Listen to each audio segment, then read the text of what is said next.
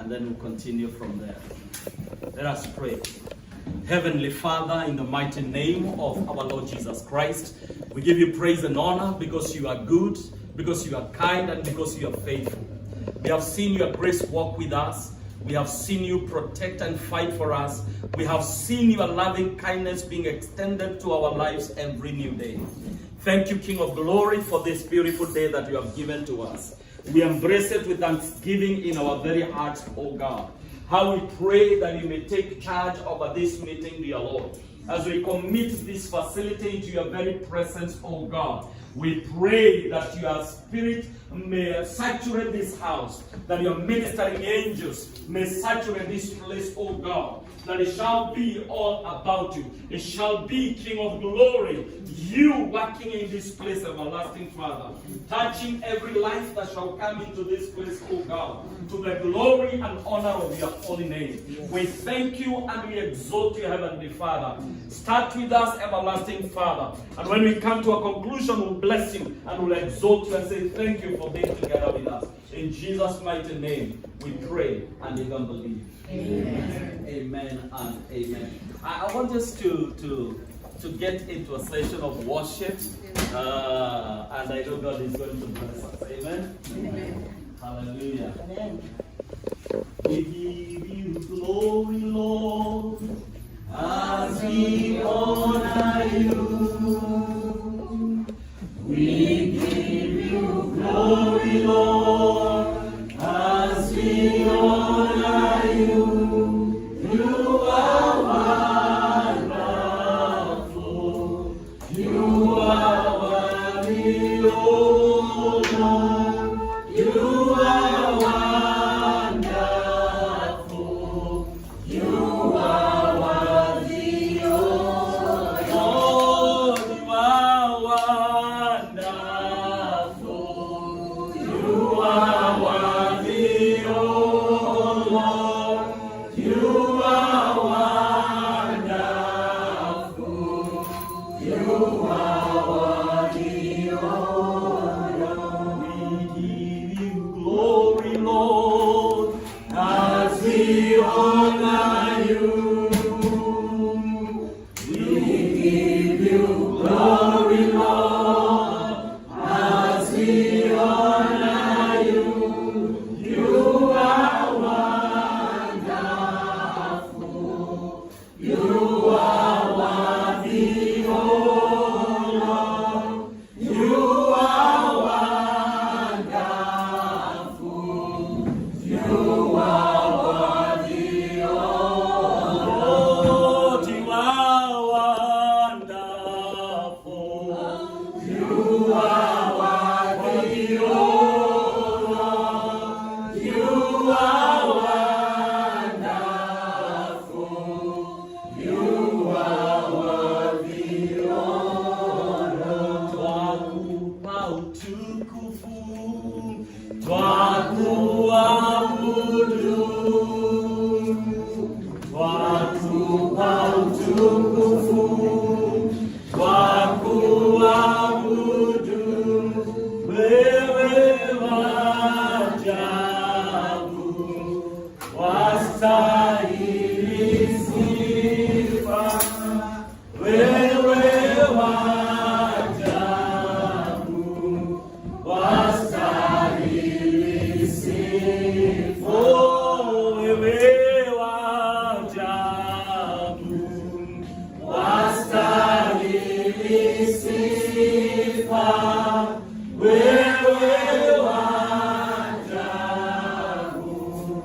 wastahili sifa. Just lift up those holy hands and tell God that He's wonderful. Love the Lord this morning. Love the Lord for His loving kindness. Love the Lord for His grace, for His mercies. Love the Lord because of the far that He's brought us.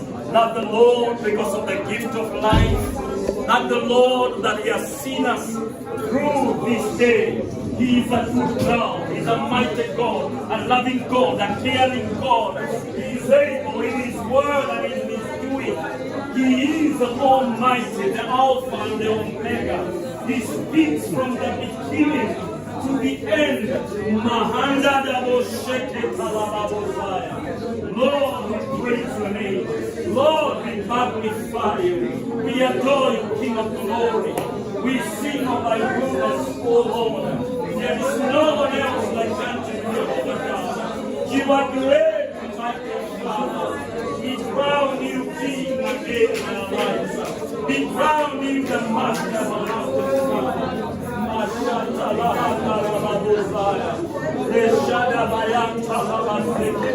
How excellent is your name, O Lord. How mighty is your God, O God.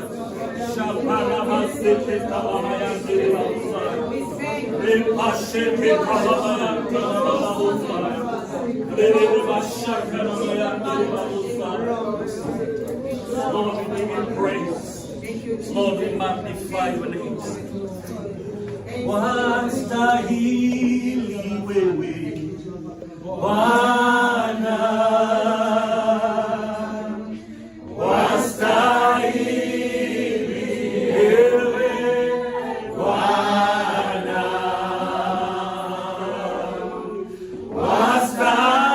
wastahili wewe Bwana,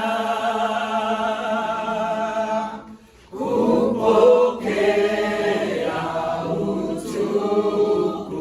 Hakuna kama wewe, wastahili wewe Bwana,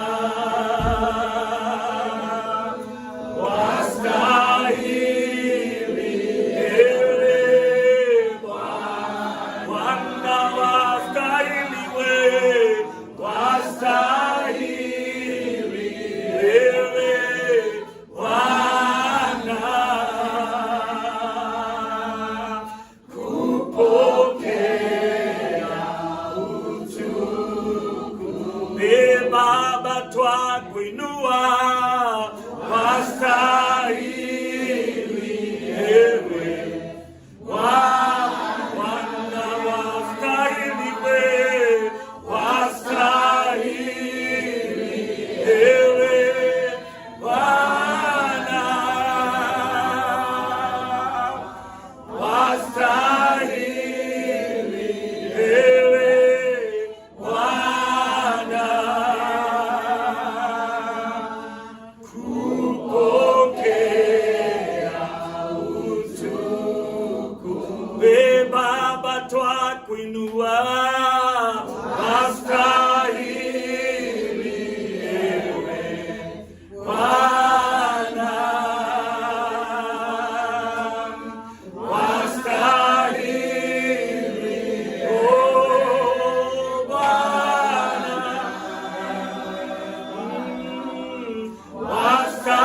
wastahili wewe Bwana,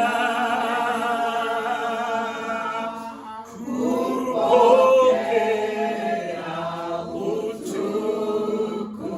O Bwana, twakupenda, wastahili wewe. Mashele babosa,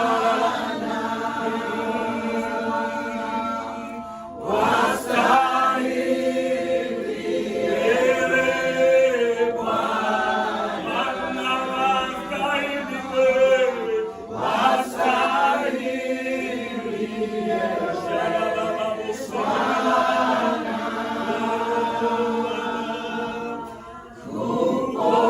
kupokea utukufu.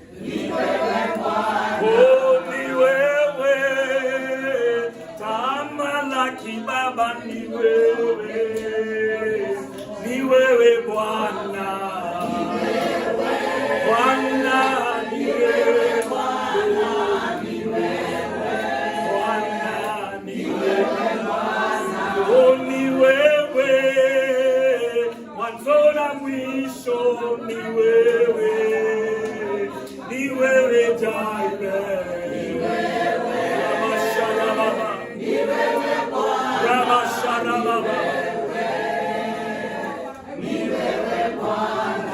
Mwambie Bwana ni yeye mahali hapa. Mwambie ni yeye atawale. Oh, that the Lord may have his way. That the Lord may reign in this place. Ramakadada boshele bayanda. Rakendele boshala baba. Rekara boshala bayande. Rele boshala baba. Yandele boshala bayande. Lord God, we give you glory. Lord God, we magnify your name. It's all about you today, King of glory.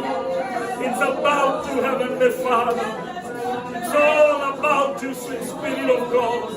Manda garama sheleba babosaya. Rikandere boshandara babosaya. Rekete baboshere babosaya. Imashala bayantala. Esharabayanta lababosaya. Seketa labayanta lababosaya. We exalt your name, Heavenly Father. We magnify you, King of glory. Shanta labazaka lababosaya. Thank you, Jehovah God. Thank you, King of glory.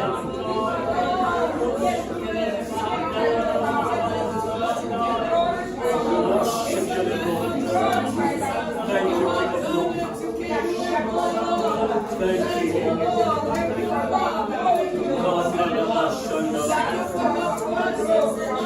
Hallelujah. We give you glory. Thank you, King of glory.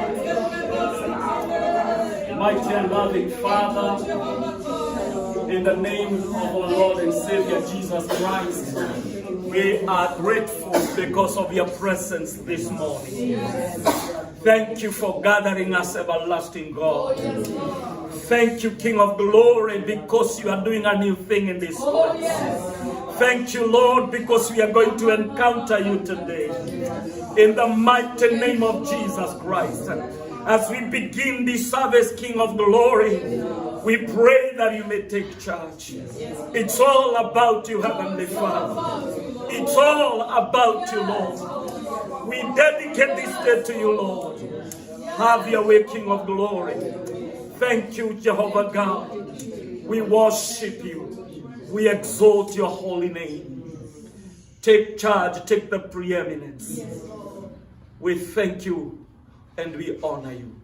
In Jesus' mighty name we have worshipped. Amen. Amen. Let's give the Lord a hand clap. Thank you. It's good to have all of you. You can have your wonderful seats. In Jesus' name.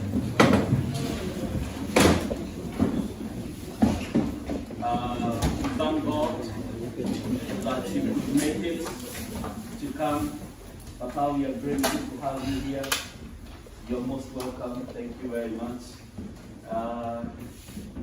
We thank the Lord. I want to request my brother, Venerable Elias, to introduce to us to the men of God that are here, and then we'll go to the next.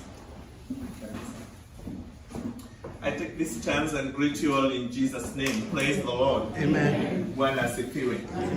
When it's an occasion like this one, I always tell people it's good to smile, it's good to be happy and wear that good face because we are celebrating the doings of the Lord. And because I have Archbishop God's Power Adaka here, who comes from Nigeria and is visiting us in town. There in Nigeria, when they say praise the Lord, people say hallelujah. And then that chants them up. Then they say praise, praise, praise the Lord. And then you say hallelujah. So I want us to do that so that we can change that face to a celebrative mood. Praise the Lord. Hallelujah. Praise, praise, praise the Lord. Hallelujah. Glory to God. See, Bishop, I'm becoming a Nigerian story by story. I take this privilege and honor to introduce the servants of God who are with us here, and at the same time, welcome them in town. You know, we are some of the gatekeepers here, and we are very, very much grateful to have a national icon. It's good to take my bag because it's also good. A national icon, Bwana Asifiwe, and a father in our country, Bishop Mark Karaoke. You know, when our hearts are full of joy because we know what we are going to tap. You know, and we are ready. The city is already prepared. We are ready to receive what the Lord has placed in your heart. We're also very much grateful to have Archbishop God's Power Adaka with us. They'll have their time to introduce themselves. I'm not introducing them. I'm just trying to express my excitement. He hails from Nigeria and he comes here every year. So he's been with us, and we are very much grateful, Bishop, for being with us. This is a great show of love. Even coming not to the Nigerian community, but to the Kenyan community. How about that? We are very much grateful. From that side, we have a team of servants of God in the town. And we have my elder brother Sam Jologe. He is the MC of the day. Let's appreciate him. I will not ask him to start because he will start so many other times. And we want to save time. We have the chauffeur of our bishop and a great man, Reverend David Kiama. If you can say praise the Lord. Praise the Lord. Thank you so much. He's my good brother. We have my elder sister over there, Dr. Millicent. If you can say praise the Lord. Praise the Lord. Thank you so much. We have a patriarch in the town and a good friend and a father. His name is Apostle Joe Mwaneki. He said, praise the Lord. We have our host, Bishop Dr. Professor Stephen Jenga. Let's appreciate him. I'll not tell him to say praise the Lord because he will have a chance to talk. I have my covenant brother and a good friend, Missionary Philip Dawood. If you can say praise the Lord. Yeah. Praise the Lord. You may think he's not strong, but he's the bishop's bouncer. So we want to give glory to God. And my name is Elias Goro, and I'm grateful and I honor the Lord. I see Reverend Maggie Kings. If you can say praise the Lord. Praise the Lord. I'm looking for the servants of God. Oh, I see my brother. Tell them your name. Apostle Charles Kimani. Apostle Charles Kimani, say praise the Lord. Praise the Lord. I see the wife of a priest, Mama Mchungaji, Susan Mugai. If you can say praise the Lord. Praise the Lord. Thank you so much. I turn it back to you and to take the program to the next level. Thank you very much. Let us appreciate. He's my younger brother, and working with him is always a joy. Amen. He's one of the men that we treasure. He speaks better than I speak. He has his way with words. Amen. And we thank God for that. And it's also good to acknowledge missionary Simba and his wife. Let us appreciate them. Amen and amen. All the way from Portland, Oregon. We thank God. Thank you for being here. We thank the Lord for you. At this juncture, because we want to move the program very fast, I want to request a few people to say a word, and then we shall get into the business of the day. Amen? And allow me to, first of all, allow Apostle He is our Father in this city. He's a man that we fully honor. He's a man that we listen to and submit to. And we always are grateful when he's in a meeting like this together with us. Apostle, please, you can say what. Amen. Praise God. Amen. You know, we cannot talk when our Father. Okay, you know, it's not a patriot, he's a father of the nation. Amen. Amen. Amen. He's bold. I was there when he declared something and I was holding my seat. So he's the father of the nation. Everybody knows that. He's for a long, long time. More than 35 years now. So he has come a long way. I was telling somebody, many people, they don't know what the program of Kenya. But I believe for now, the Deliverance churches are the most stable Pentecostal church. Amen. Yeah, because of this, our bishop, he has removed the shame of the Pentecostal. So and I'm here because of the invitation of Bishop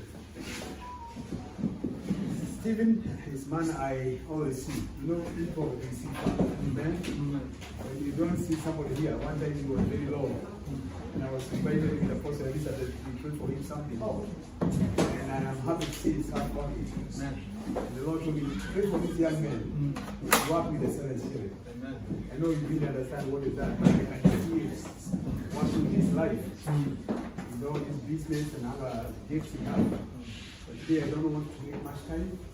I want just to read one word because this word is always when you come to a gathering like this, it's good to hear from the Holy Spirit. I was telling other people, I talked 2 days ago, I told them, every church which is not moving the Holy Ghost, watch it go down. If you talk about the Holy Ghost and you don't allow it, for those who read that, they will not have a problem. They will go to the Antichrist side. But the Holy Ghost churches, we must allow the Holy Ghost to move in the church. Because he is the one we are elected. So when I was asking what can I share, just for this, it's for you, this business, it's what Jesus, Isaiah prophesied. In Isaiah 48, so he says, it's when Israel were very down, they were so confused. They were going to a nation, even they don't know where to start. But the Lord gave Isaiah a promise for the Jew. And I know this is a promise for all of us who have come to the diaspora. Sometimes we come and your accent is going this way or that way, but if you have a gate, that's another one you have an accent. They will listen and even they won't after they call to understand what you're saying. But Isaiah is very powerful. In Isaiah 48, verse 17, this is what I have for this place. The Bible says, thou says the Lord, thy Redeemer, the Holy One of Israel, I am the Lord thy God, who teacheth thee to profit. Hallelujah. He teaches us to profit. When we get out of the way, but God is the one who deals with the profit. You can see when Jesus said about the 5 talents, those who are given the talent, and those who didn't develop them well, you are told at least you could have given to the bank, and you could make some profits. So God wants us to be profitable.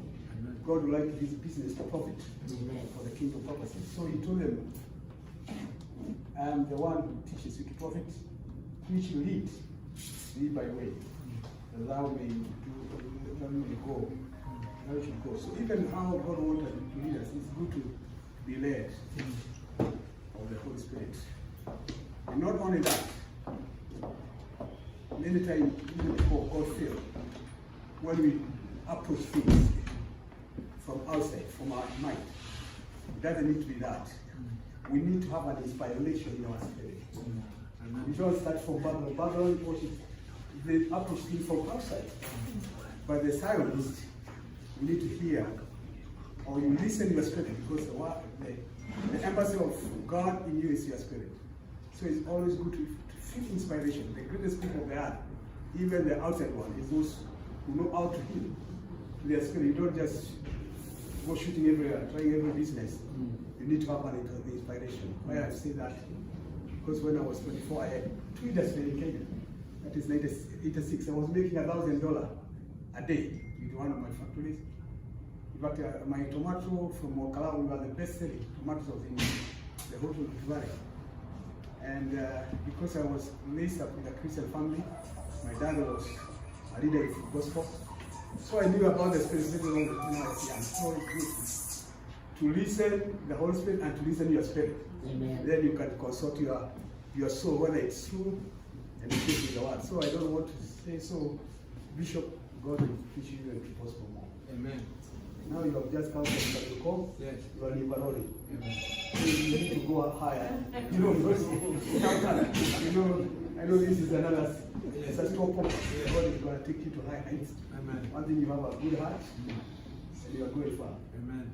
And your enemies Yes. are going to see you fly in the wings like eagle. Amen. They must come down. Amen. All the challenges, the physical, spiritual, they must hear the voice of God. God bless you. And Father, I pray for this congregation and I pray for this business, even as we will be listening our Father from Kenya, a spiritual Father for our nation, and He's here. Privilege. He dedicated Kenya, and especially the leadership in Kenya. You have privileges we see to have that anointing to release us to our great destiny, even for the purposes of God to be fulfilled in this nation and other places of the world. We thank you. We worship you. Bless this business. Bless the Bishop and his wife, and even all the secretariats and workers, and give him so many customers in Jesus' name. Amen. Amen. Amen. Let us appreciate. God bless you, sir. And I've seen our mummies in the house. Let us appreciate Apostle Elizabeth and Pastor Tony. Yes, let us appreciate. Thank you very much for being here with us. I want to take another one. Oh, we have our very own Reverend Harrison is in the house. Let us appreciate Reverend Harrison. It's good to have you. I'm going to allow Bishop God Power to say one word, and then we'll get to the next one. Praise the Lord. Hallelujah. I know it's a matter of honor for me to say a word, but I know in occasions like this, when we have a speaker, this thing, and I know America will time, Yes. because time is money. Because if you allow us preachers to say something, maybe I may say longer than what the apostle says. It's a temptation that we need to avoid. Amen. So I appreciate you. I think my first time apart from pictures seeing you. The Lord continue to use you. Let His grace continue to speak. What I want to say is that I want to appreciate God for the Archbishop, Professor Stephen Jenga, for his foresight and courage. No wonder in Joshua chapter 1, God looked at the challenges ahead of Joshua, and He gave him encouragement word and a charge. And what was it? Be courageous, be strong. Yes. People who don't have noon tomorrow, you can't hear their name. And if you don't want people to talk about you, don't aspire to be great. Because once you are great, Oh, yes. you are just like when trees are full of fruits and they are not ripe, nobody stone them. But when they are ripe, even students will go and stone, because they see something in that tree. I'm really, really grateful for the short period we have known that he's a man of courage, and I want you to be more courageous, be more strong, and your benevolence, I think, is making way for you. Don't go back. It pays. It is a sacrifice for you to reach out, for you to accept people, for you to honor people. It is a great sacrifice, because there is nobody who have gotten it all. Everybody still need more, except you are ready for sacrifice. You have reason not to do what you ought to do.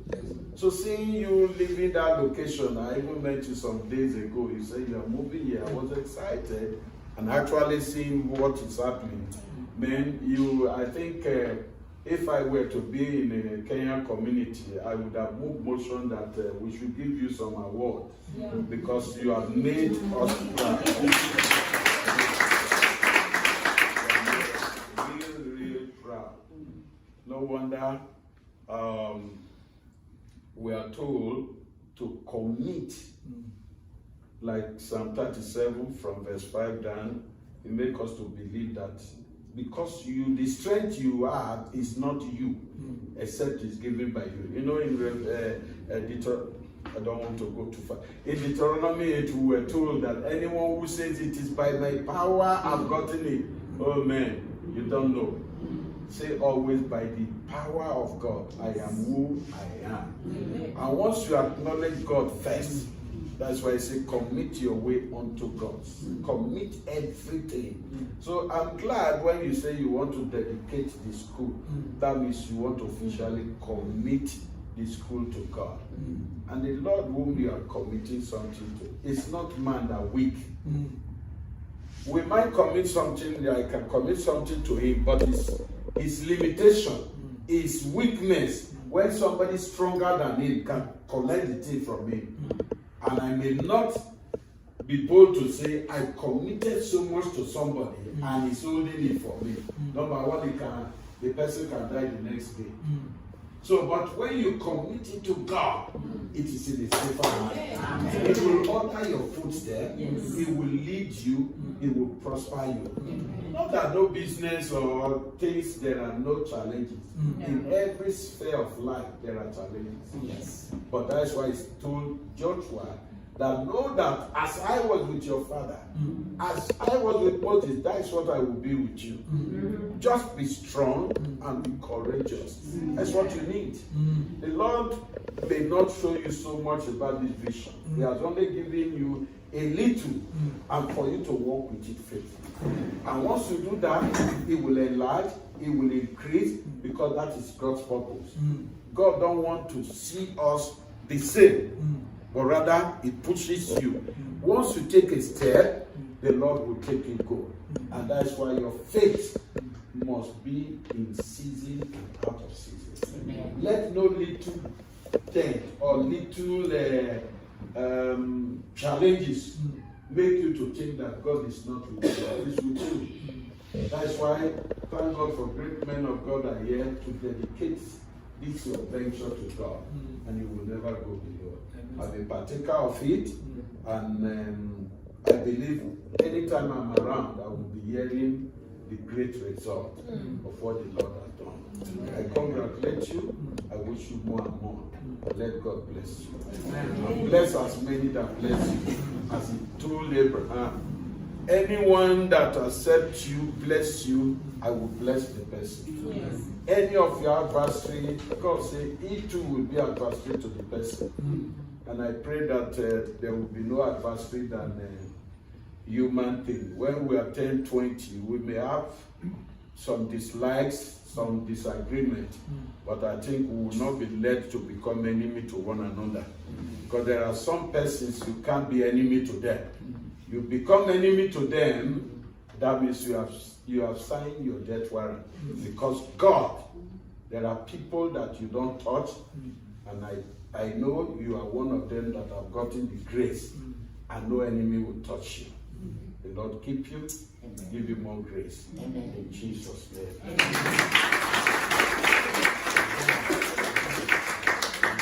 Thank you, sir. We appreciate you. Thank you. It's good to have you. Maybe at this moment, I allow us to be greeted by the host. The host. Once the host says hi to us, then we get to Praise the name of the Lord. Amen. Hallelujah. Can you greet like me? This is my trademark. Remote greeting. Amen.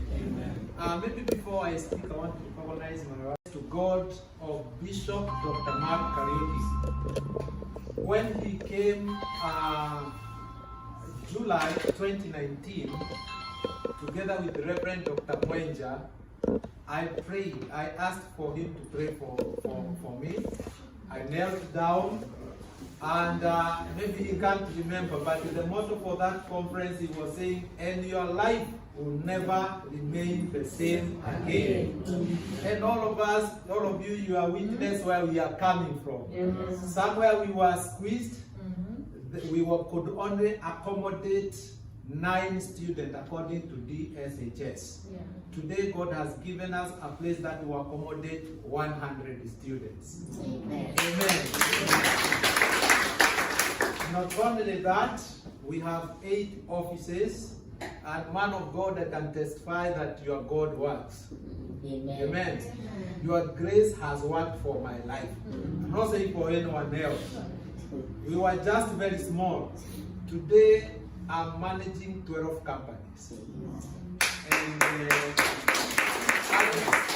Alex Namwada came all the way from Kenya to come and interview me. So I want to follow that God.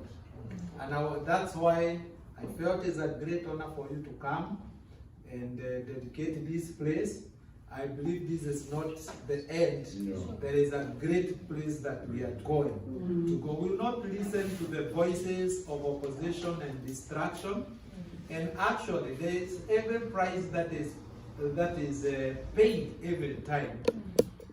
Because the way we came, before God brought us here, there are some people who had reported our school to be closed by DHS. But when they came, they did the investigation from February to April. And they did not find anything wrong that we had done. And then God gave us this building as we were going home. We brought the officials from the DHS, and you know what they told us? You need an auditorium. We want to partner with you so that you can continue helping our Kenyan community. So we owe all the credit to God. Not that I know so much, but I know that in the midst of all many things, there is a God who is working for me. And that is what is important. You don't need a crowd ahead of you or behind you. You just need God ahead of you. And that is what makes the difference. So I don't want to talk much. You're most welcome. And after Bishop, our father, finishes, we are going to have a tour for those who have not come before. I know there are people who have come before, and I appreciate you so much, Kenyan community. You are my greatest supporters. I've seen people leave their job and literally bring students, and I want to thank even today, we have students. Let me request our students who are in our class today just to stand up. We have students even today. You can see.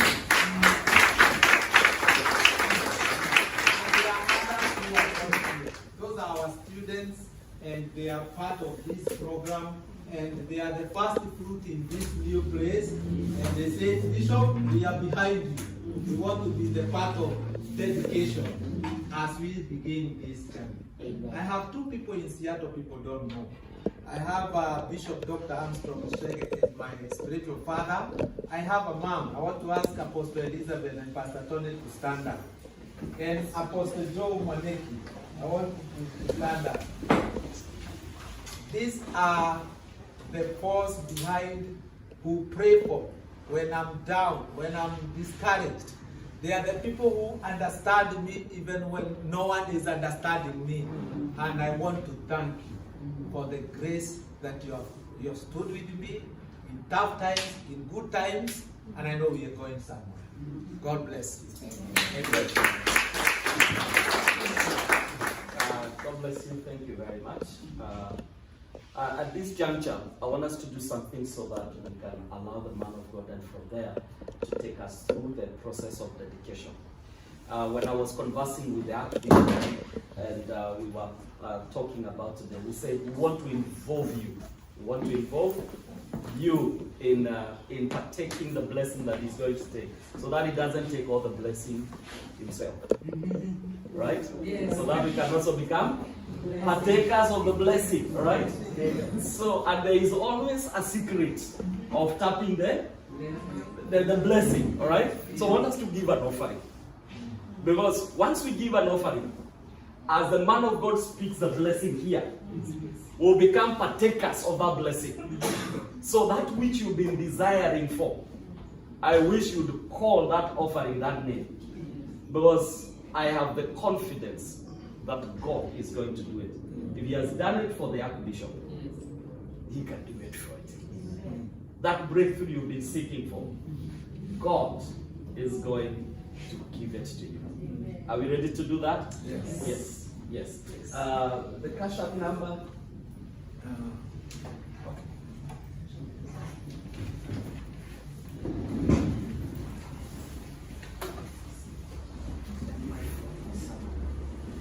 I'll get you the cash app number so that you give an offering.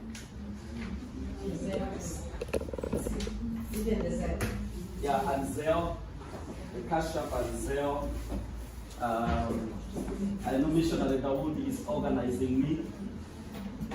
Oh, nice. The cash app number is up here. It's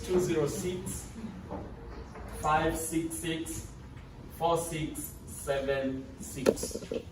That is the cash app number. Yeah. It is 206-566-4676. So to the cell? Then, yeah, even with Zelle. Even with Zelle. Yeah.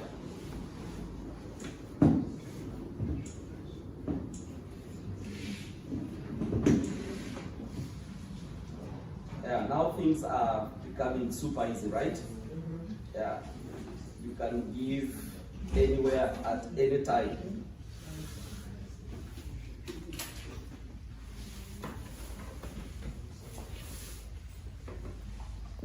We want to become partakers of the blessing.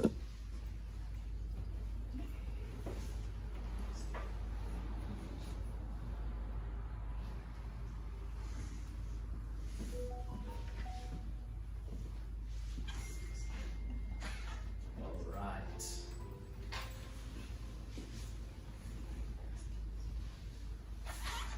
Oh, a basket for those that have cash. Missionary, you sat down with the basket. You cannot see the basket. Come here. Amen. It's a powerful man. If you have, you can pass the baskets. You can give one on this side and the other one this side. For those that want the basket. All right.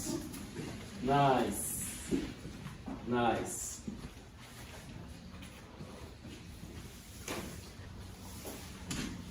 Igawari mwena wako kendo werera Roshia ngoro yakwa Neshikia hotire Tiawaja Kanjira Katere Mode Mekekaga Negonyo Igawali wenawa wokendo erera Roshia ngoro yakwa neshitya hotire Igawaja kagero kanjera gatere mode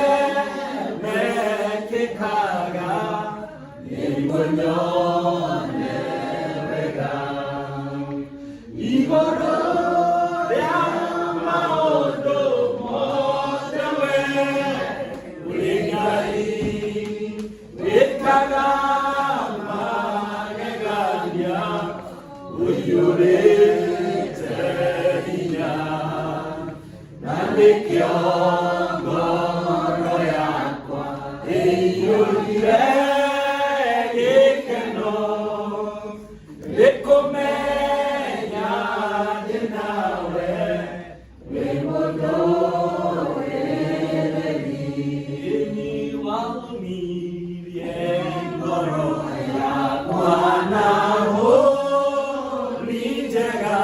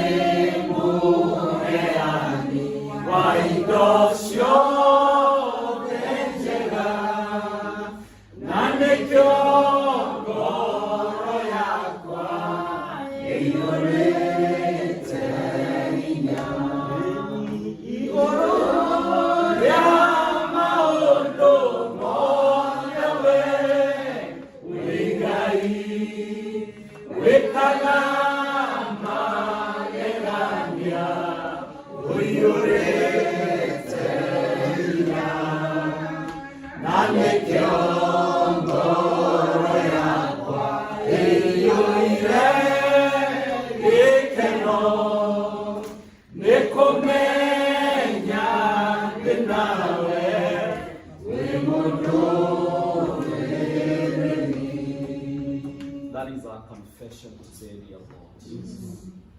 That there is nothing good that we, our children, can ask of you and not give us. You said that we who are mortal men are able to give bread and not stone when our children ask. And we are able to give fish to our children when they ask, and we don't give them a snake. My Father, how much more you that is able to do much more than we can even pray for. I thank you today because of that. My Father, we dedicate it to every good work. In the mighty name of Jesus Christ. We receive it with thanksgiving upon this altar today. My Father, may it become that name it has been given today. In the name of the Father, the Son, and the Holy Spirit. Amen. Amen. And amen. Hallelujah. And I think if you allow me, I would let the Archbishop do the honors. Because it is good. Amen. We have our Father in the house. Let's Archbishop invite him for us. Amen. Praise the name of the Lord. Amen. And I thank you. Today is a working day. Can you appreciate yourself by clapping? It's a working day. So I know and we don't want to keep you here for long, but we appreciate your coming. There is Elder Pastor Kakuo. You can just stand up and wave people. Your minister or the servant of God. I think your bypass. You can just. Amen. And now at this time, I want to request all of us to stand up as we welcome our Father in the city, Most Reverend Bishop Dr. Mark Kariuki, to officially commit this institution to God. Welcome, sir.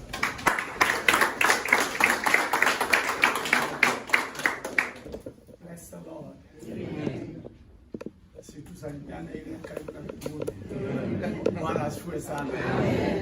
Let us be seated if we can.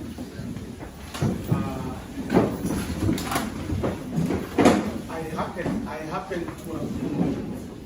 to have been trained as a teacher, and I taught for 8 years.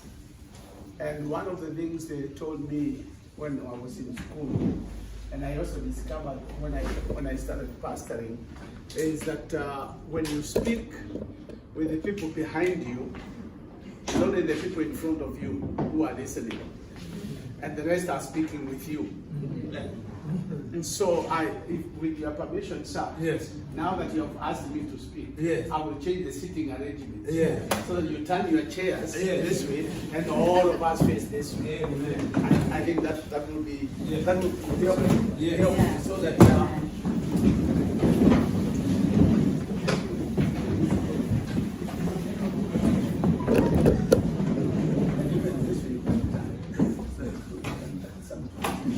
that way I feel secure. I know no stone will come from the back. You could be speaking and there are stones that are hitting you at the back. And I'm so grateful. I want to honor the men of God, the men and the women of God in this assembly. May the Lord richly bless you. This is an assembly that is rich with the anointing, rich with corporate faith, because of all the men and the women of God in this place. I just got in yesterday. I just arrived directly from home, the land of Hakuna Matata. That's the land of Hakuna Matata. I came from. And so I am very fresh from home. If you smell, you want to smell the home, you just come here. And you see, yeah, this is home. Feel the home smell. And it's also a joy for me to come and dedicate this business, because for me, I value dedication. Dedication is so important that if we knew what dedication is, we would dedicate our everything to God. Yes. But because of ignorance, we call it opening of their business, opening of their house, or what is that they talk about? Housewarming. We give it different names, but it's because we do not understand the spiritual significance of the dedication. I do not want to spend a lot of time talking about home, but I can tell you there's a peace in Kenya which has not been experienced for a long time. There is a calmness in Kenya which has not been expressed, has not been felt for a long time. And this has come because of what God has done. And the church is respected now more than it has ever been respected before. Amen. And it has also been hated now more than it has ever been hated before. So while you make friends on this end, there are also enemies who are made on this end. But what I knew and I believed from the beginning was the political battle we had was a battle between two altars. There were altars that were fighting, and the altar of God had to win, because God never loses. And I am so glad. I am so glad that I was associated with that altar, because that's where I am and that's where I operate from. And that is something I'm not afraid of, I'm not ashamed of, I am bold about, and I do not regret at all. Amen. Having an opportunity to raise up an altar at the State House. At the State House. You raise up an altar there. You have a service there. I have been to the State House many times. The days of Kibaki, the days of Moi, the days of Uhuru, I've been there. But this time was completely different. And then walking around, going into those offices and anointing the place with the oil. And making declarations in the name of the Lord Jesus Christ with the city fathers.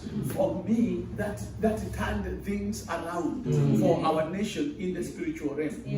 Now, if there's anything we need to do now, is to continue praying for the president and the deputy, so that what they said may come to pass, so that they may fulfill their promises to the Kenyans, because it is either the success of the church or the failure of the church. Everything. Somebody called me from one of the newspapers and was interviewing me, and I was asking, don't you think the president is playing too much religion, is bringing too much religion? I said, no, he's just doing whatever he knows how to do. You can only do what you know how to do, or what you are used to doing. I told him he has been in church, or with the church. He has been in the Christian Union from the days of the university until now. He was with us in the North during the North campaign, which I was championing. He was with us. So if you know football, you talk football. If you know God, you talk God.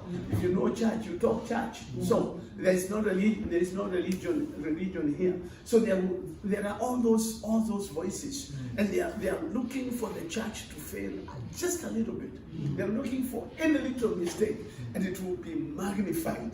It will be so much. In fact, the other day when I was coming, I think just as I was preparing to leave, I read someone sent me something from the social media, which was saying Mark was given all the offering and he has spent away with all the offering.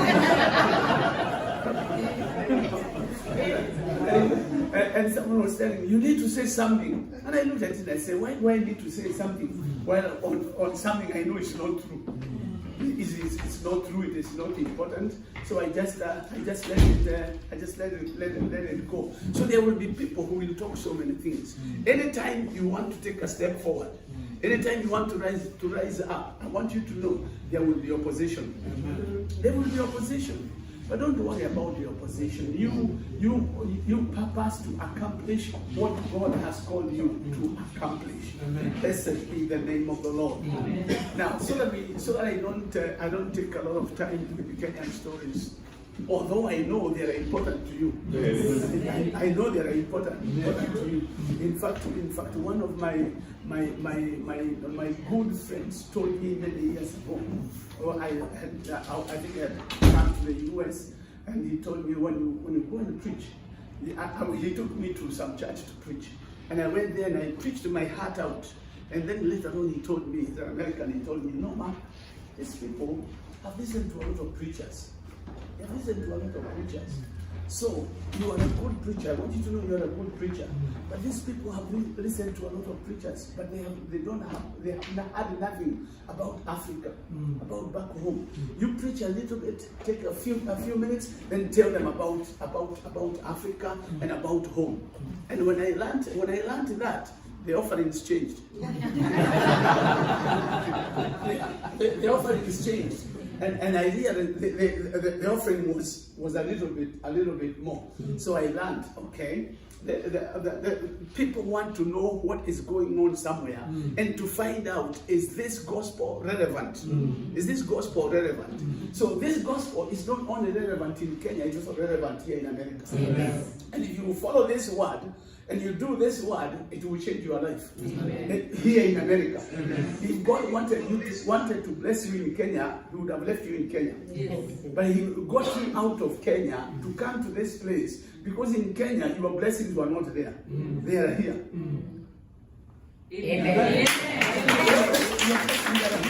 But we make a mistake of leaving Kenya or carrying Kenya into America. So you come here, you are in America, but you are still Kenyan. You are still thinking Kenya. That is the biggest mistake that we make.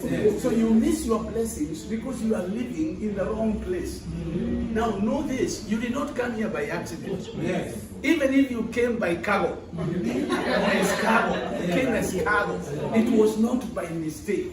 It was by the divine plan of God. When Joseph went to Egypt, he went there without a visa. He had no visa, he had no papers. He was a slave. When they saw him coming together with the others, they said, well, there's a new bunch of slaves that are coming. He landed in a market like a cow, to be sold like a cow. That's where he landed.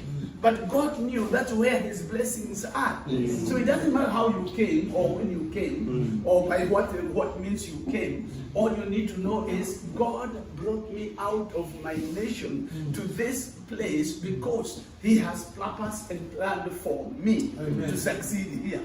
So you've got to know in your knower, put it in your whole system, I am not a failure. There is no way God would have brought me from my country to come and fail me here. I am not, and I'm not going to be ashamed. You purpose that.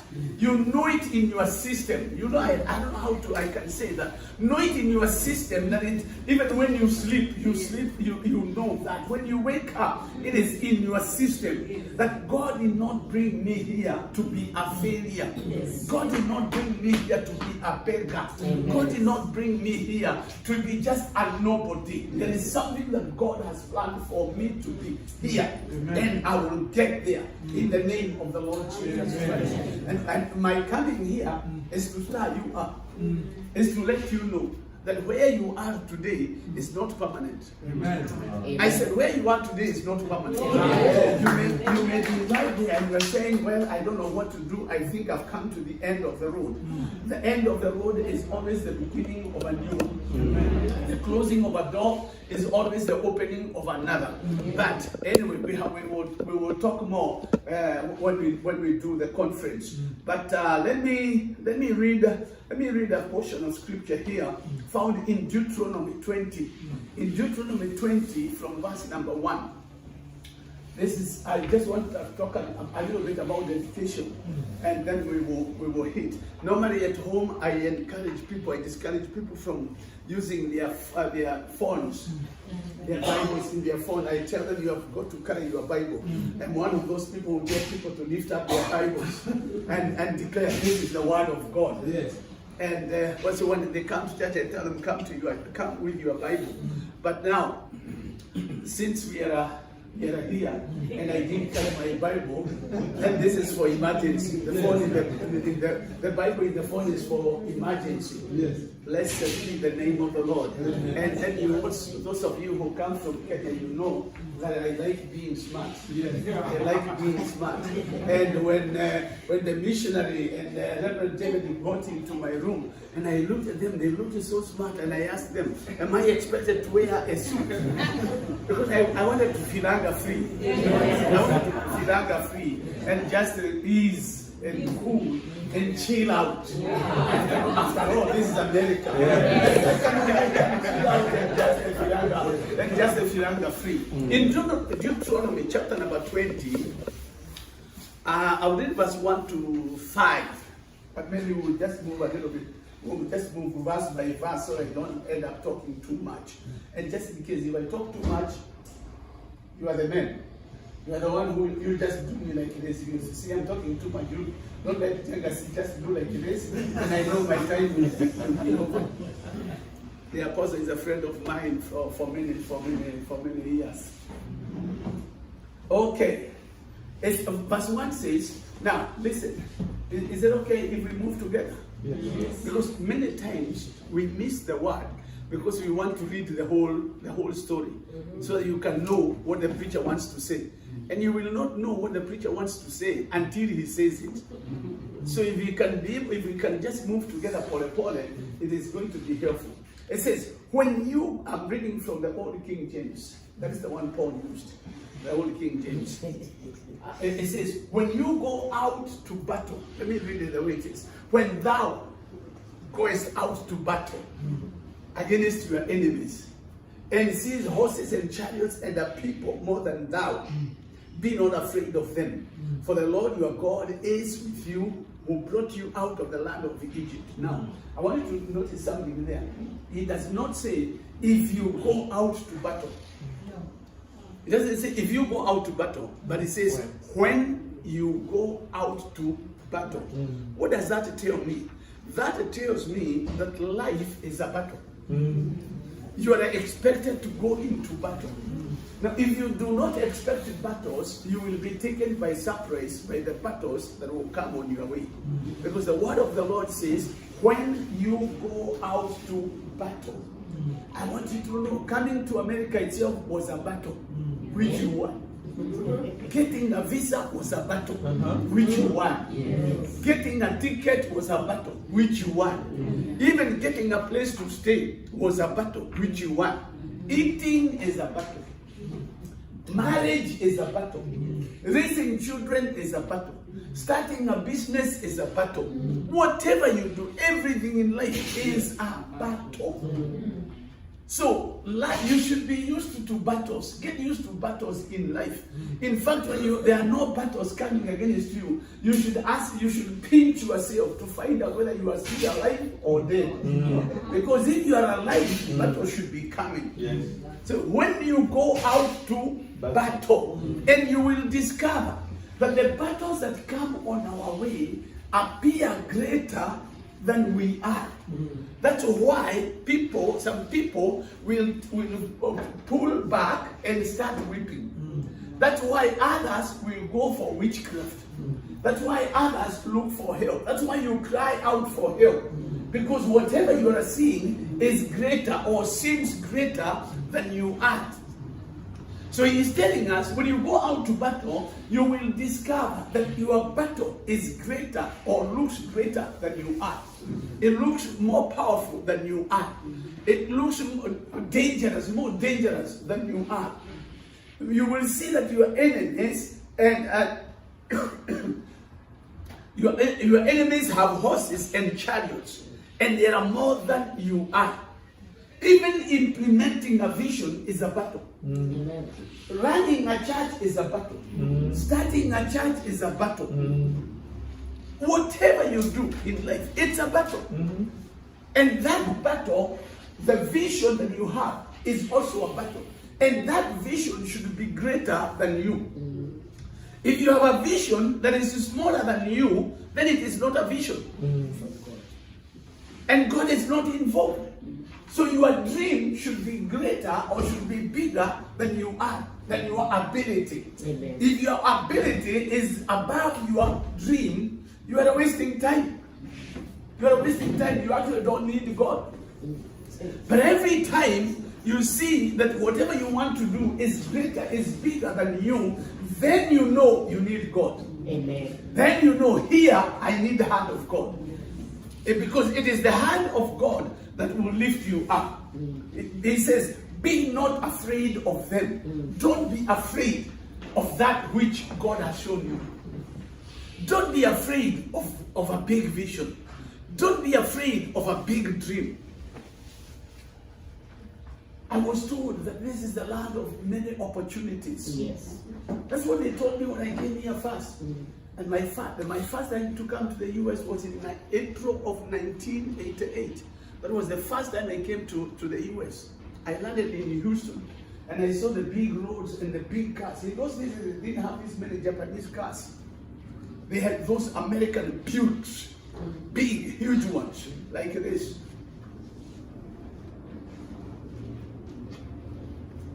So what you need to know is that in this land, this is the land of many opportunities, the land of many cars, the land of big roads, the land of big things. So he says, don't be afraid of them. Don't be afraid of those who appear to be more than you are. Don't be afraid of your vision. Don't be afraid of what God has told you to do. You hold on to it. It will be challenged, but hold on to it. It will be fought, but hold on to it. Why? Because the Lord your God is with you. Which God? The one who took you out of the land of Egypt. Amen. The one who got you out of the land of poverty and brought you to a land of abundance. And how I pray that our eyes would be opened up. Can somebody pray with me and say, my Father, my God. My Father, my Father, my God. Open my eyes. Open my eyes. That I may see. That I may see. Why you brought me here. Why you brought me here. Open my eyes. Open my That I eyes. may see. That I may see. Why you brought me here today. Why you brought me here today. In Jesus' name. In Jesus' name. May the Lord open your eyes. Because once your eyes are opened up, and you see the purposes of God in your life, you will be transformed. Okay, let's move a little bit further. And it shall be, when you are come near unto battle, that the priest shall approach and speak unto the people. Now, it shall be, he says, life is a battle. Life is a battle. Everything you do is a battle. But don't be afraid. Amen. Don't be afraid in this battle. Amen. Now he says, it shall come to pass, or it shall be, when you come near to battle, as you come near to battle, the priest will come. What does that tell me? That tells me, don't go to battle without a priest. Amen. Don't start anything without a spiritual authority. Yes. This is where we go wrong. This is where we miss it. Because you look at it and say, I can also pray. God also hears me. Yeah. God can also speak to me. He always, and especially the Pentecostals. This is where the Pentecostals miss it completely. Because they say, he also speaks to me through dreams. And I see, you are telling me, Pastor Kitugani, I also hear God. I also speak in tongues. That's where you go wrong. Because if you do not have a spiritual authority, you miss a cover. And that's one of the reasons why you find there are so many battles here. Because you don't want to submit to him, and he doesn't want to submit to him. Nobody wants to submit to the other. Because we are all running after the dollar. We are all running after the dollar. But you see, if you know, or when you know that it is God who brought you here, you will not now focus your mind on running after the dollar. You will focus on pleasing God. When you focus on pleasing God, He will bring the dollar to you. Amen. And okay. Amen.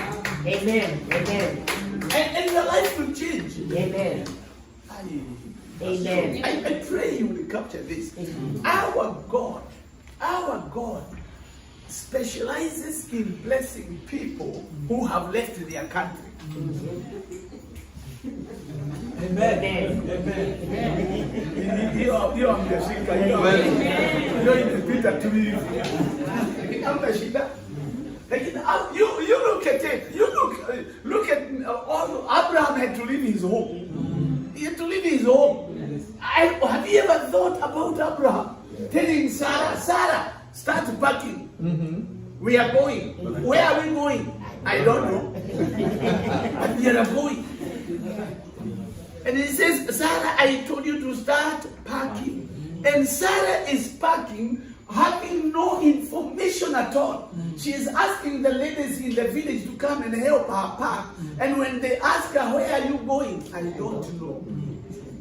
Some of them will think that she is crazy. There are people who will think you are crazy when you hear God. So, bring in a spiritual authority. Pastor.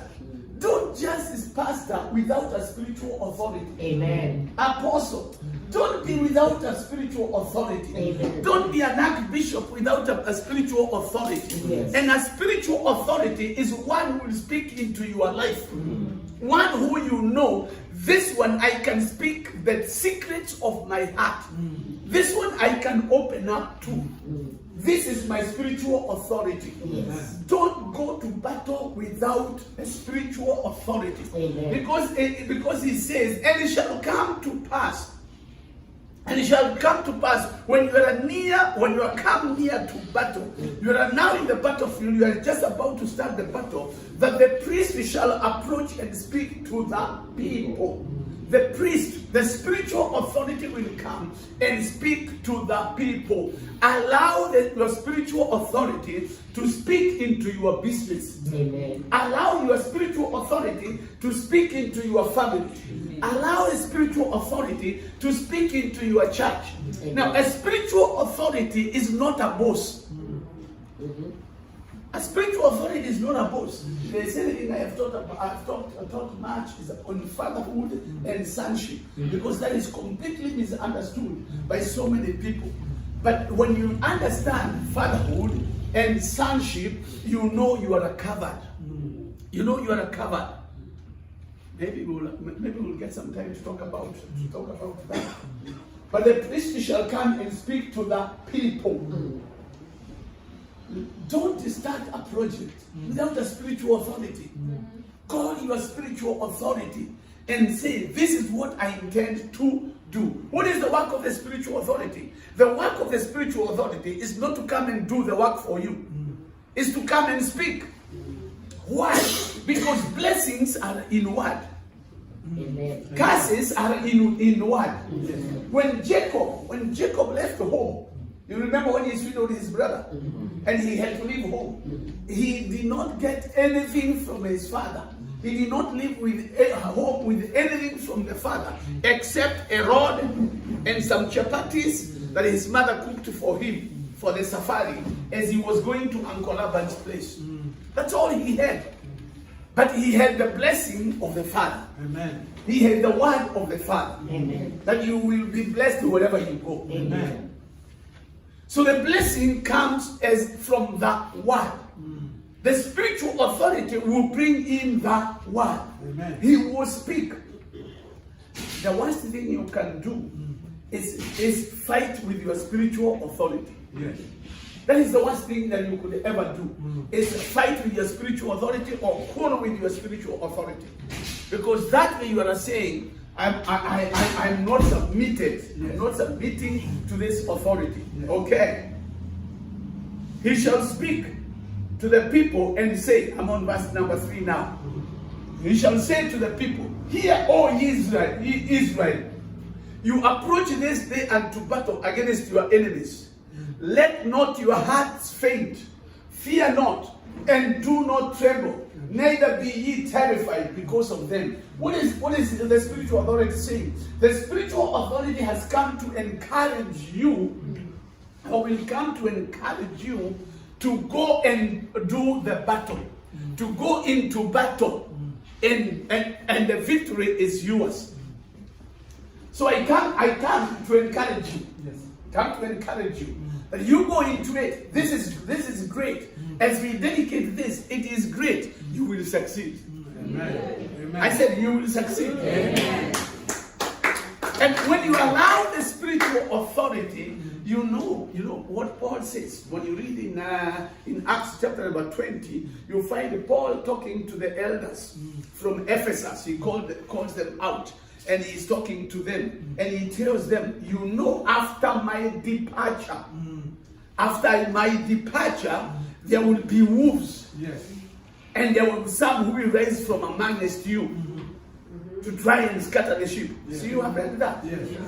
What is Paul saying? That Paul is saying, after my departure. In other words, as long as I am here, Yes. the wolves cannot rise up. Yes. The enemies cannot rise up. Why? There's an anointing upon me as a spiritual authority which cannot allow the wolves to rise up. Amen. But once I am moved, then they will rise up. And I'm telling you this so that you may know them. So you realize that a spiritual authority carries some anointing, an anointing that suppresses the opposition. When you lack a spiritual authority, you are prone. You are prone or open to those attacks. Yes. Amen. Amen. Can I give you a story? Yes. Yes. It's not a story, it's a real testimony. Yes. Yes. One of our pastors in somewhere in Muranga was called by a member. And this member, that is the wife who called. Because that Saturday morning, when something happened to their daughter, and the daughter took a knife, and she wanted to kill the mother. And she was talking things which they could not understand, and she wanted to kill the mother. So they called the pastor, and the pastor went there. And when the pastor went there, he started rebuking the demons in the girl, and the demons obeyed and left. So after the girl was delivered, the pastor started interrogating her and finding out what was going on. When did you start these things? And she said, when she was 9 years old, they used to live in Naivasha. And somebody came and would take them to somewhere near Lake Naivasha. And they would go through some lessons. They were being taught some things. And in that class, they were told, here, there are names you cannot mention. There are names we cannot mention here at all. Yes. And they are wondering which names. And they were told, one of them is Pastor Mark. You can't mention Pastor Mark Kariuki here. What did that tell me? That told me the demons know me. Yes. Amen. They know me, and they know the authority that I carry. Another time, still in Nakuru, I was teaching during the Bible studies on Wednesday. That time I was doing at the old town hall. And my Bible studies were jammed on Wednesday evening. People came from all over.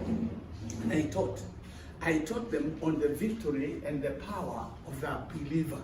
You as a believer possess. And as I was teaching, I told them, actually, according to the word of God, the devil is under your feet. Amen. And I asked them, what is the devil? Under my feet. I told them, you don't understand. You remove your shoe. They remove the shoe. This is Bible study. Look, put your hand inside. They put the hand inside. Turn it around. They turn it around. Get a pen and write there, devil, shaitani, goma, wainga. Write there, whichever you want. You put the name there. And they wrote, okay, now put your shoe back. They put the shoe. I asked them, where is the devil? Under my feet. And everybody was excited saying under my feet. I thought, okay, you trample on him, trample on the devil. And they did that. And I finished my Bible study. Of course, there are many other things that I said, but I finished my Bible study. That was on Wednesday evening. The following day, on Thursday, I'm sitting in my house with one of my pastors, a young man who I was training. And a vehicle comes into my compound. Out of that vehicle, 3 ladies came out. I knew them. Nakuru being a small city, town at that time, we knew one another. So they came and they said, Pastor Mark, we have come to see you. And they told me, we are normally 4, but we have come 3 of us. Now we come from the Baptist church here in Shabab, but we normally come to your Bible studies. Even yesterday we were there when you told us that the devil is at our feet. But you see, we have come 3. One of us has not been with us for 1 month. I said, so what is going on? And they told me that one evening, when this family, this lady who was not with them and her family went to bed, they had a knock. And the man, the husband, is a major. He was a major in the Kenya Army. So when there was a knock at around 10, he went to the door to open it. And when he opened, there was nobody. So he closed the door and went back to sleep. He went back to the bedroom. As soon as he put the lights off in the bedroom, now it was not a knock. The wall was being banged, the walls. So he rose up and went to the corridors, but he doesn't see anybody. Then he hears some noise in the kitchen. He runs in the kitchen. All he sees are the cans, the Mikebes, Kimbo, Cowboy, Bluebird, all those cans falling from the shelf, falling one another, going towards one corner. And then he hears there's some banging on the corridor. He runs the corridor, there is nobody. So what did he do? He called the Kenya police. And since he is senior, he will talk to the senior person, and the police will come very fast. So they came very fast with the short guns and the long guns and the pistols, and they came. They come in and they hear the noises in the bedroom. They rush there. There is nobody. From there they hear it is in the sitting room, but they get there. There is nobody. The whole night.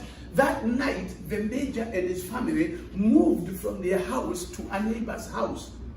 And they stayed there for 1 whole month. That month, this lady never went to work. The major did not go to work. They would sit outside there, and people had come to sit with them as if they were mourning. So when these ladies told me that story, they said, and you told us yesterday that the devil is under our feet. I said, yes. I told my young pastor, yesterday was theory. Today is practical. Let's go for practical. So we went for the practical in an estate called Nera Estate. You know Nera Estate. We went there. We found them sitting there outside. They are mourning. They're like people who are mourning. The police was walking around there with them. They were turning around. They were just walking and turning around. So I went and asked, who is the owner of the house? I was told it is that one. So I went to him and said, sir, can we go in? And he looked at me as if I was the strange one. And he says, nobody can go in there. Nobody has been there for 1 month.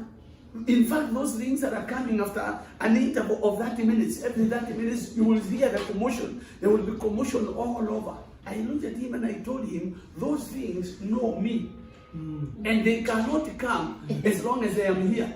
So he looked at me and asked, who are you? And I said, my name is Reverend Pastor Mark Karaoke. And somebody said,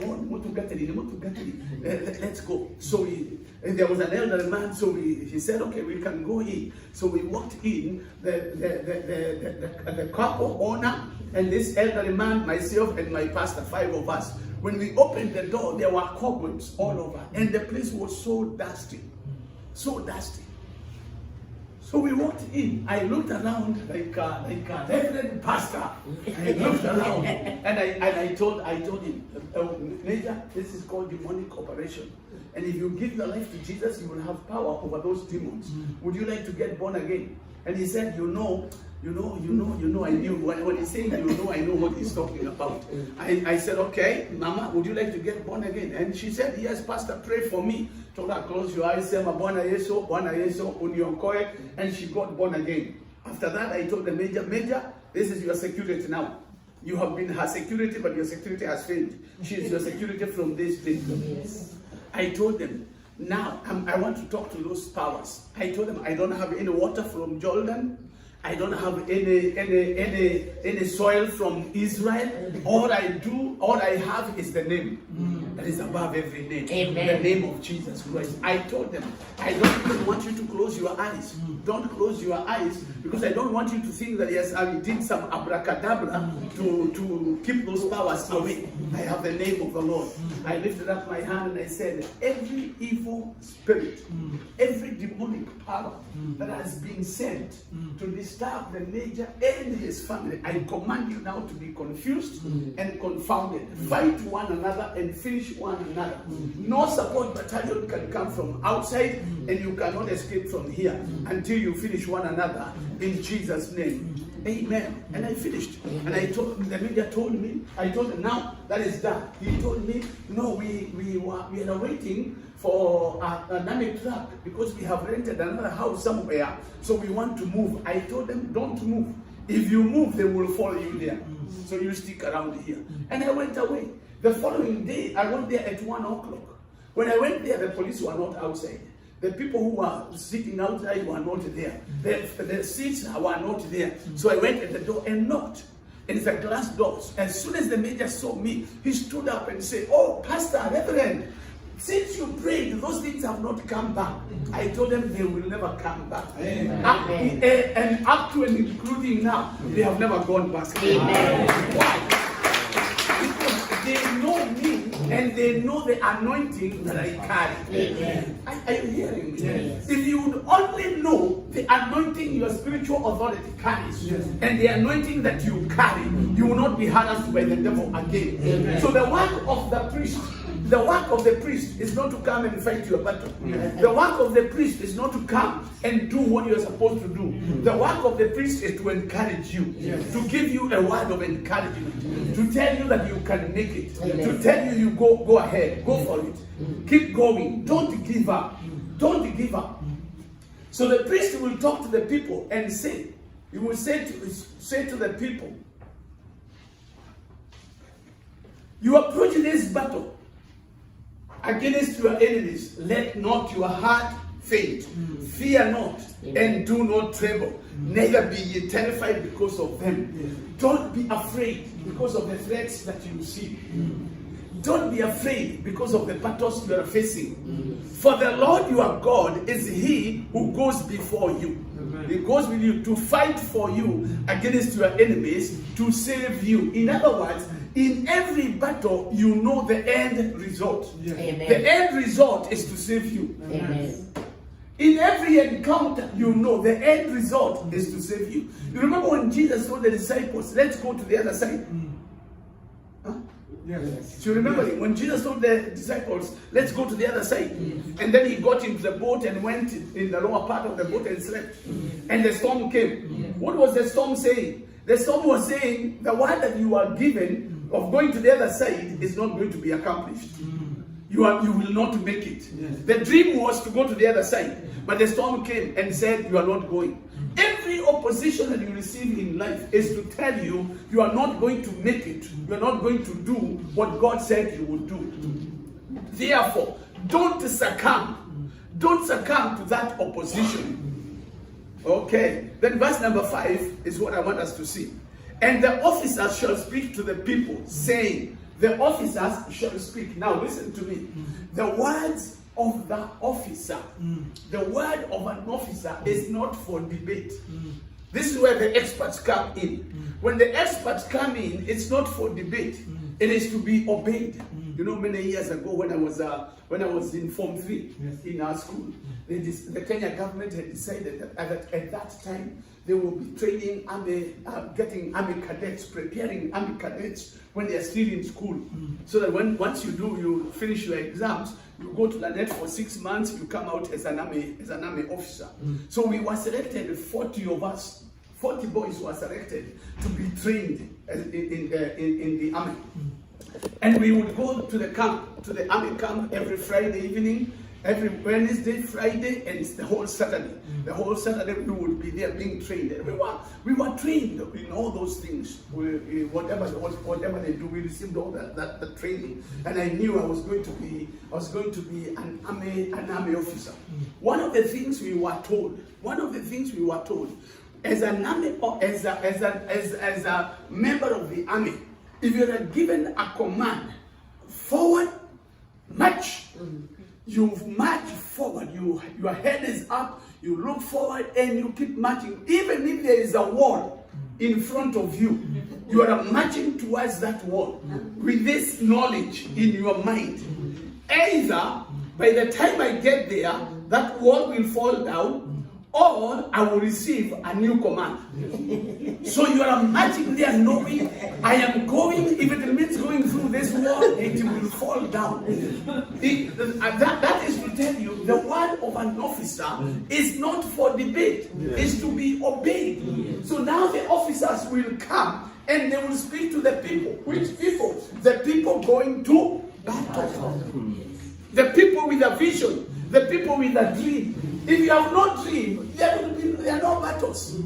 If you have no vision, nobody is interested in fighting you. Yes. But if you have, all battles will be there. The officers will speak to the people, saying, what will they say? What man is there that has built a new house and has not dedicated it? What man is there? You have started a new business and you have not dedicated it. What man is there? You have started a new venture and you have not dedicated it. Let him go back. Let him go back and return to his house, lest he die in the house and another man dedicate it. Now, this is where we see the importance of dedication. He's saying, you are already gone into battle, but you have remembered you have not dedicated your house. You are disqualified from that battle. You cannot continue from there. Go and start where you stopped. Because dedication is very, very important. Maybe the question we ask ourselves is this: what then is dedication? If it is that important, what is dedication? Because once you understand what dedication is, you will dedicate to your children. Amen. You will dedicate your business. You will dedicate your whatever you have to God. Amen. But because of not understanding what dedication is, we look for different names. Different names. Because of our religious background, we baptize children. We baptize children, while actually we need to dedicate children.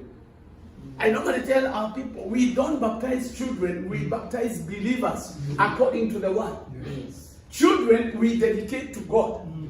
When we dedicate children to God, they will grow in the ways of God. Yes. So what is dedication? Dedication, number one, is acknowledging that what I have been given by God. Amen. So the first thing you've got to do is to acknowledge that what you have been given by God. Amen. Once you acknowledge you have been given by God, then you need to know this God who has given you. What does he say? You shall have no other gods before me, for I am a jealousy God.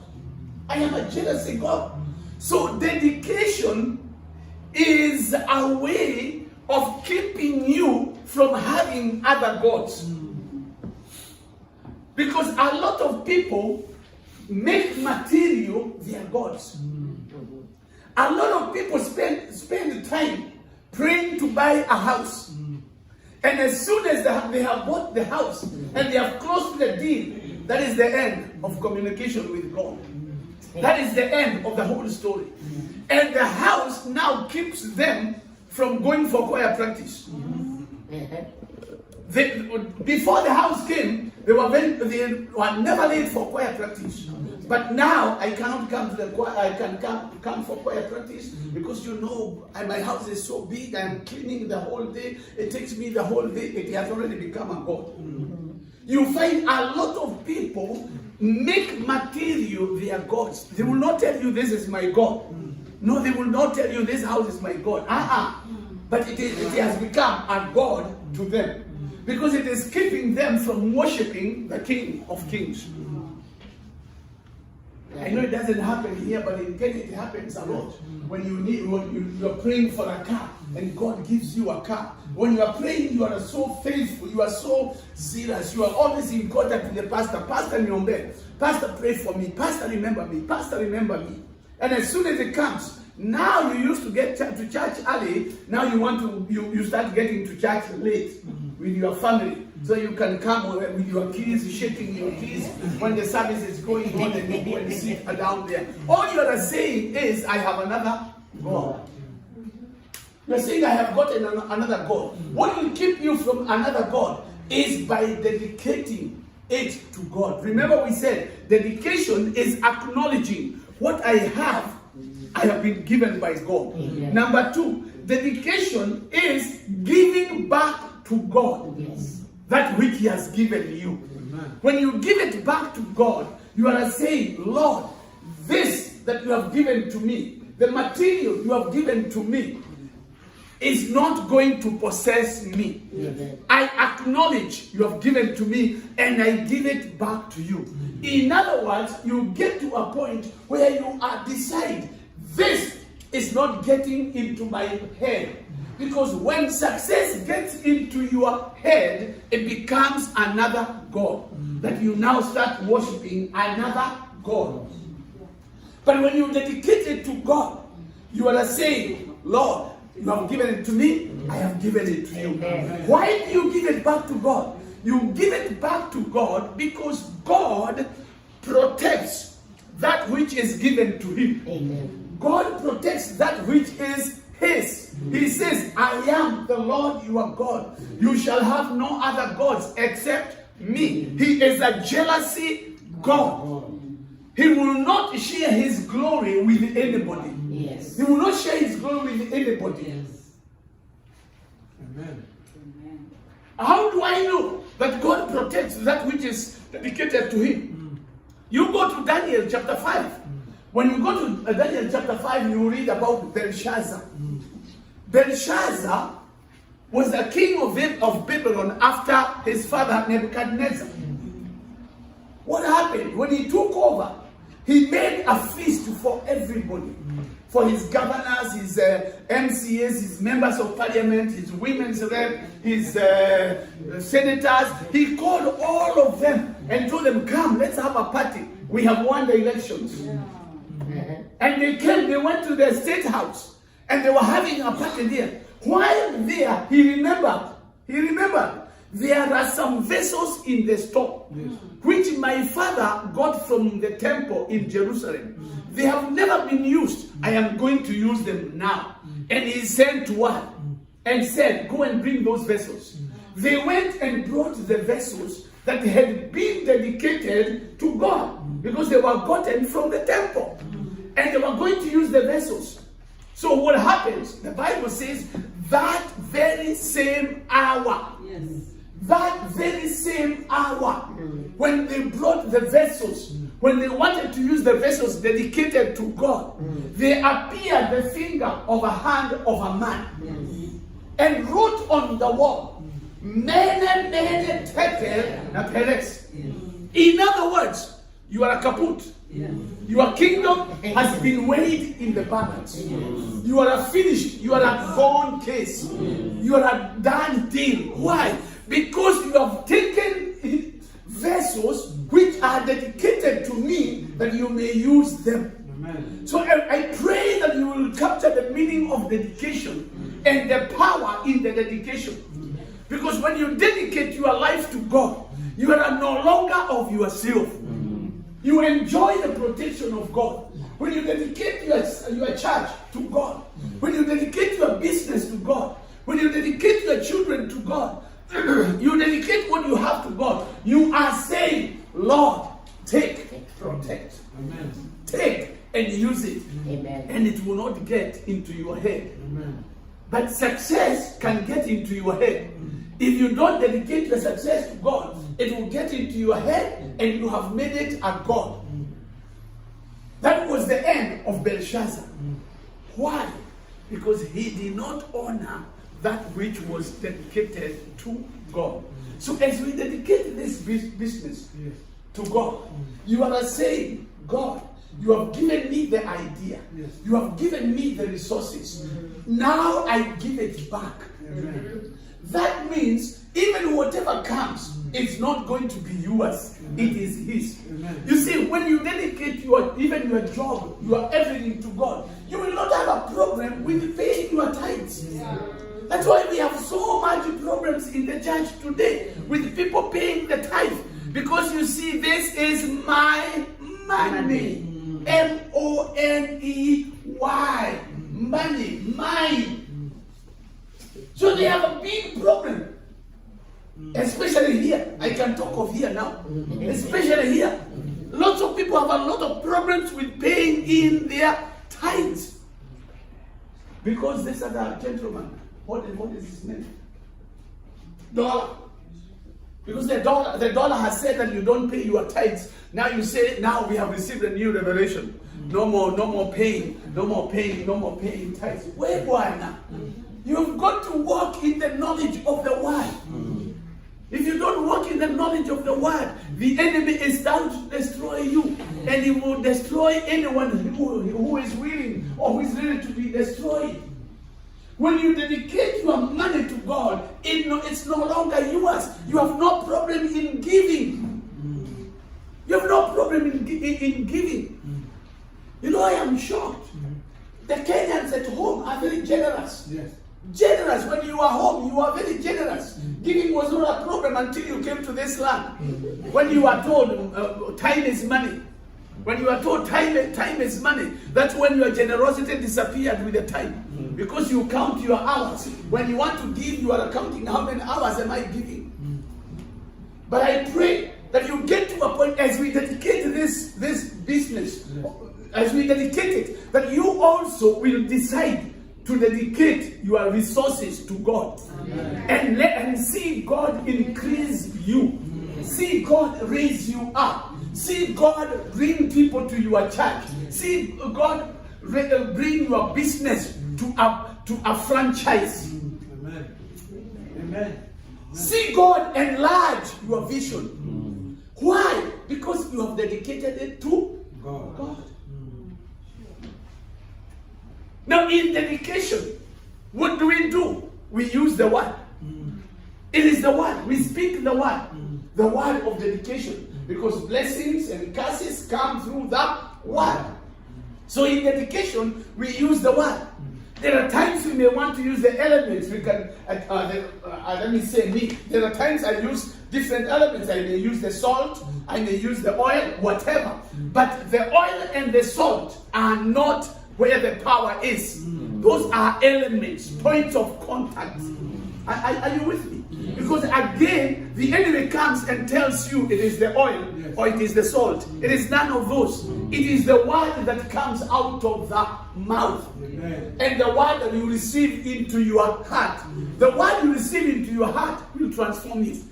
It is the word that you receive in your heart that will take you to the next level. It is the word that is spoken into your life that will transform you. Amen. If you are used just to being bashed around, you go to church, you're a bashed around. You go home, you're a bashed around. You become a bashed. You've just been bashed. You can't even see. But you've got to get to a place where you choose the word you receive. You receive the word that you accept. When you accept that word shapes you. I'm talking about dedication. And you may see the importance of dedicating even your car to God. Dedicating that which God has given to you. You are saying, I give it back to you. Amen. And that's what we came to do. Now, if I continue speaking, Thank you. you know, Amen. me, I'm used to stopping abruptly. I'm used to stopping abruptly because I depend on the tap. Once the tap has been closed, Yes. see, it has been closed. Yes. If the tap is closed, then up to now you have gotten nothing. Even if I continue, you will get nothing. You will get nothing. So the best thing is when the tap has been closed, it's closed. Now you can go with whatever you have received. In the name of the Lord Jesus Christ. So we are here to dedicate this business. We have no abracadabra. We have no abracadabra. Yes. When I went to that house in Ngera Estate, there was no abracadabra. All I did was speak the word, and it was so. Therefore, even here, we will speak the word. But I know the missionary was very keen on oil. He was very keen. I'm sure he's still looking for the oil.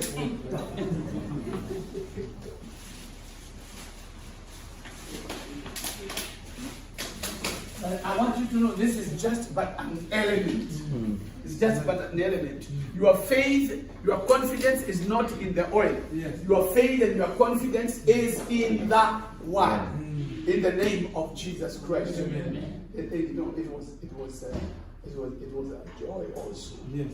In walking around State House. Amen. With the oil. Yes. And I had that on which I was pressing like this. And I looked at those pictures and I'm knowing the oil breaking every evil covenant that has been made, chairs, tables, all over in the name of the Lord Jesus Christ. And as we do that, I want you to know that the whole of heaven is with us. Amen. We do not know why this building was built. We do not know